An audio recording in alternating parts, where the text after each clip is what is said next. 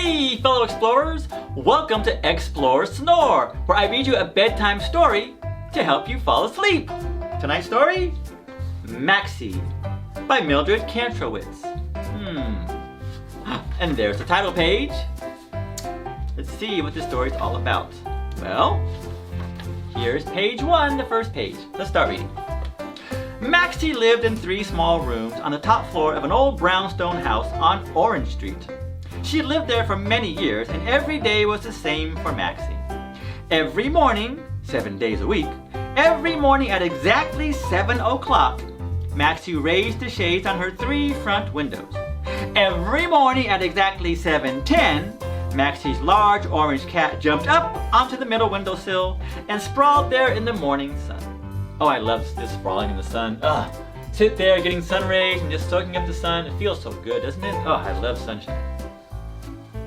At 7:20, if you're watching Maxie's back window, you could see her raise the shade to the very top. Then she uncovered a bird cage. Oh, look at that. On the perch inside the cage was a yellow canary. He was waiting for his water dish to be filled, and it always was, if you were still watching, at 7:22. This woman's very precise, huh? Every day it's the same thing. I see a pattern going here. She's a very precise woman. What else does she do? Let's find out. At 8:15 every morning, Maxie's door opened with a tired squeak. Maxie's old leather slippers made slapping sounds, slap, slap, slap, slap, slap, as she walked down the 4 flights of uncarpeted stairs to the front door.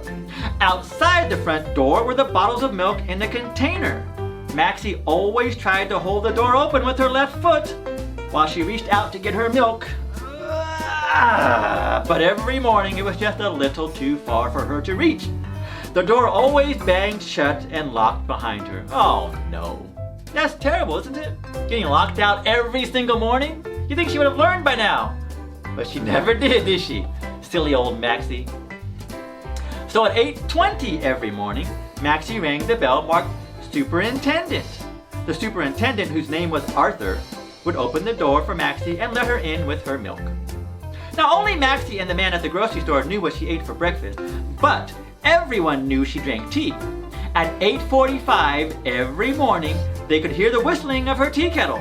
How Maxie loved that whistle! Oh, she certainly did. She loved it so much that she let it sing out for 1 full minute. Dogs howled, oh! Cats whined, wow! And babies bawled, wow, wow, wow!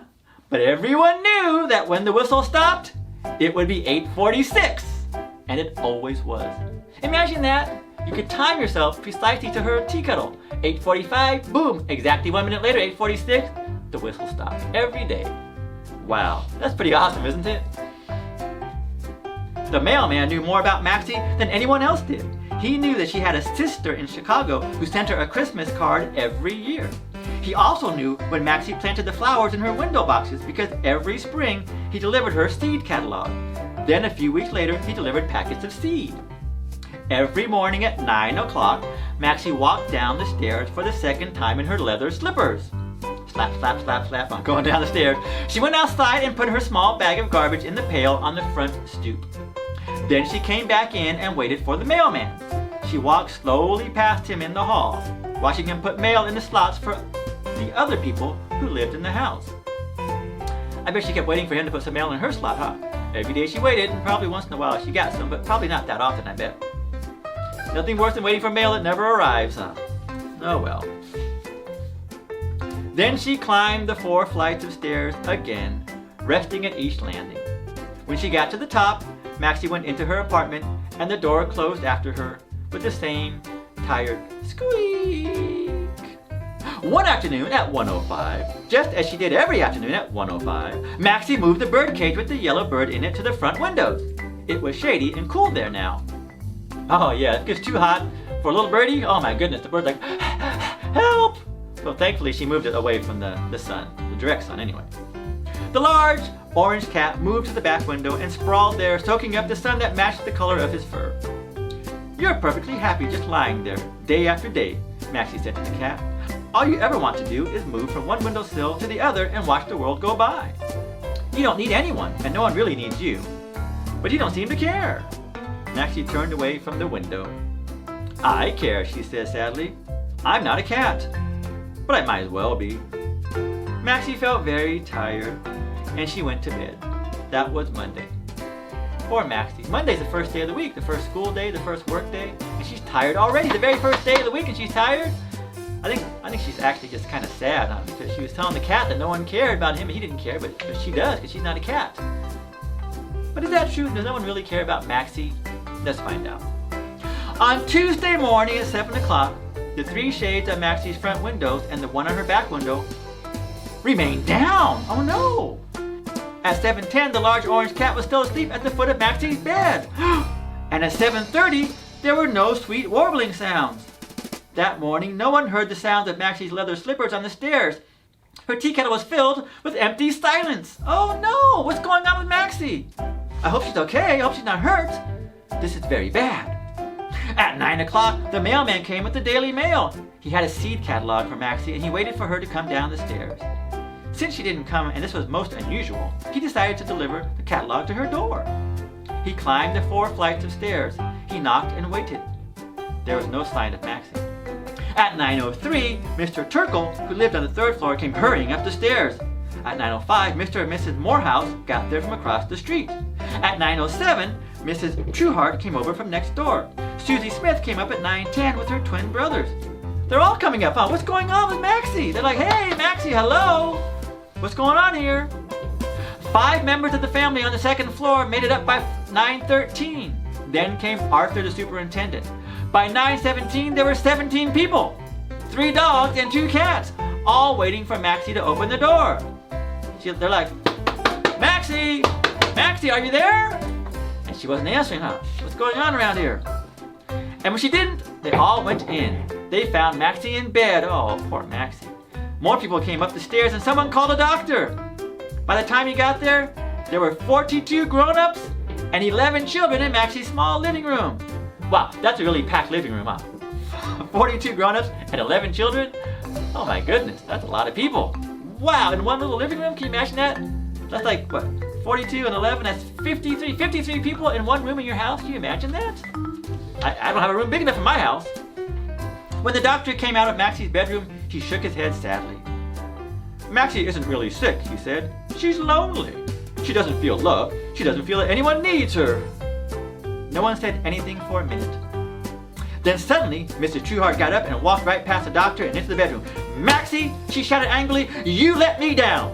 You and that warbling bird let me down. Every morning I wake up when I hear that bird. Then it's my job to wake my husband. He has the morning shift at the corner diner and he's still asleep. Why, there must be at least 75 people at that diner right now waiting for their breakfast. They'll all have to go to work on empty stomachs, all because of you and that yellow bird." She's angry, huh? She doesn't feel sorry for Maxie. She feels quite mad because Maxie feels sorry for herself and she doesn't think that she should, does she? Everyone else crowded into the bedroom. Maxie sat up in bed and listened to what they had to say. "I couldn't go to school this morning," Susie Smith said. "I missed my bus because I didn't hear your tea kettle whistle." Uh-oh. "The school bus never came this morning," said Mr. Turkle, who drove the bus. "I didn't wake up in time. I never heard Sarah Sharp's footsteps on my ceiling." Sarah Sharp was a nurse who lived just above Mr. Turkle. There were a lot of people waiting for her right now at the hospital. She always got up when she heard Maxie's door squeak. Wow, a lot of people relied upon her, didn't they? Mr. and Mrs. Morehouse both had very important jobs, but they had missed their train that morning. Their alarm clock was Maxie's window shade. Arthur said he hadn't swept the front steps that morning. He overslept because Maxie didn't ring his bell. He hoped no one would complain. They all talked about it and decided that there must be about 400 people who needed Maxie, or who needed someone else who needed Maxie, every morning. 400 people? Wow, can you imagine that? Maxie thought no one cared, and it turns out 400 people did care. They all needed her. They needed her. Wow, you never know who needs you, do you? You never do. So even if you think no one cares about you or needs you, you're wrong. A lot of people really do. Maxie smiled. She got out of bed and made a pot of tea. In fact, she made 5 pots of tea. Each time the kettle whistled, dogs howled, "Oh!" Cats whined, "Wow!" And babies bawled, "Wah! Wah! Wah!" Maxie listened and thought about how many people were being touched by these sounds. Her sounds.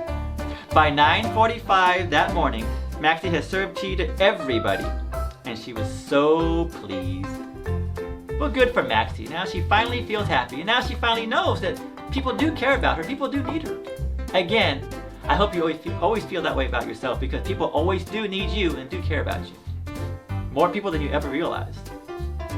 Well, that was a great story, Maxie. I loved it. I hope you loved it. I hope you keep reading books. Again, books are awesome. Books are wonderful. Always read books. You can learn so much in books. You really can. Much more than just watching an old video.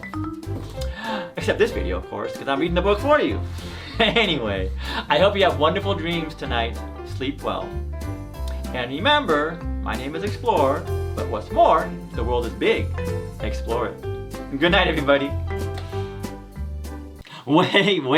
One more thing, fellow explorers, before you fall asleep. Please hit that subscribe button. I can really use your help.